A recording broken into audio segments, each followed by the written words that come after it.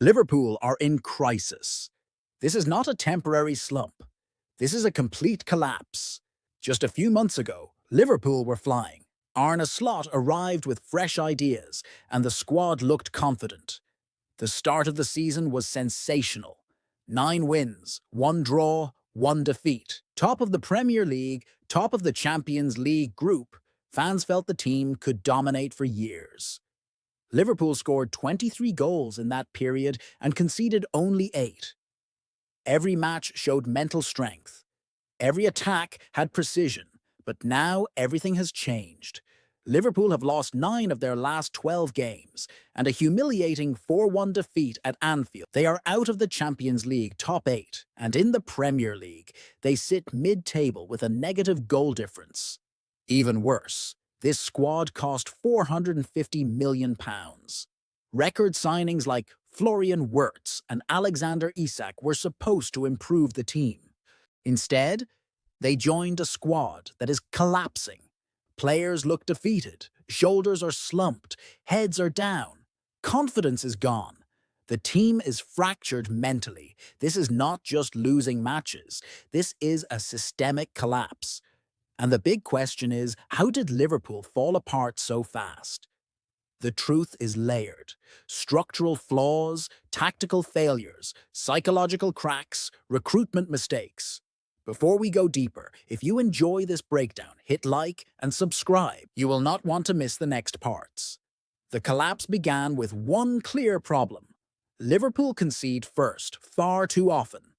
This pattern has poisoned the entire season. Liverpool concede first in almost every game. PSV scored after 5 minutes at Anfield. City, Palace, Forest. The same story repeated. Chasing games is hard, especially with low confidence.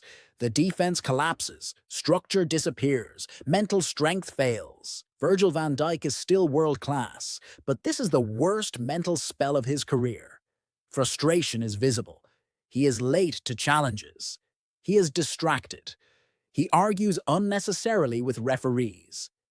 In the PSV match, he wasted energy arguing about a corner. Seconds later, he gave away a penalty, and minutes later, he was dribbled past for the 4th goal. This is not the Van Dijk we knew. He is drained of belief. Konaté is struggling even more. Mistakes, misjudged bounces, poor clearances, gifted goals, and penalties. The PSV game exposed him completely. He stepped under a bounce and allowed a free goal. Slot does not fully trust Joe Gomez. Konaté is the starter by default. This is not a temporary dip. It is a repeated pattern. Kirke has arrived promised but has been targeted constantly. He loses runners, misses one-on-one duels, switches off in key moments. In PSV, he argued with Van Dijk seconds before the 2nd goal. This defensive collapse is systematic. If your centre-backs fail, if your left-back is weak, if the structure collapses under pressure, no attacker can save the team. Mohamed Salah, he has become a defensive liability. Slot's system asks him to track back, and he often does not. Opponents exploit this ruthlessly. Chelsea targeted Salah's wing. Manchester City overloaded his side. PSV attacked the right flank repeatedly. Forest and Palace also exploited his zone. Against PSV, the 2nd goal started with Salah being bypassed. Mauro Jr. walked past him freely. The play progressed, and PSV scored. Salah's lack of defensive effort leaves the right flank exposed.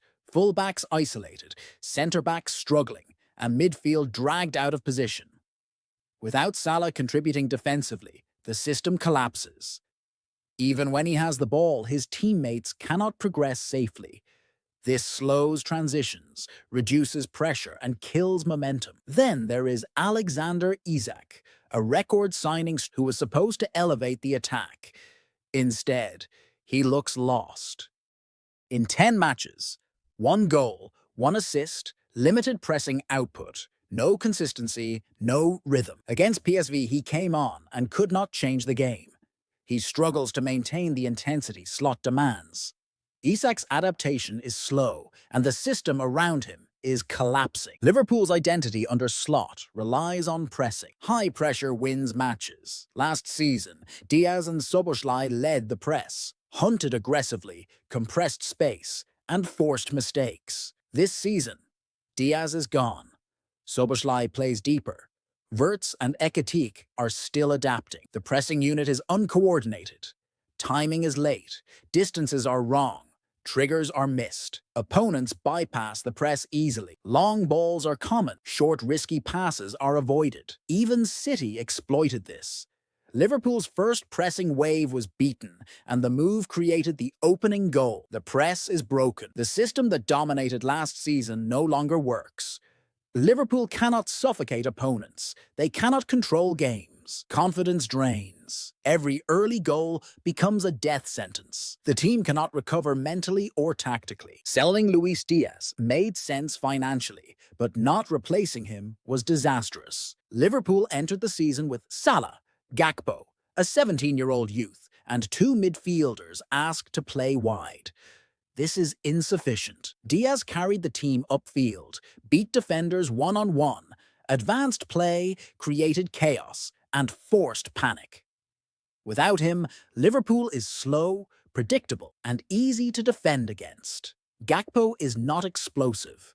Wirtz is not a winger. Konaté is not a dribbler. The build-up suffers.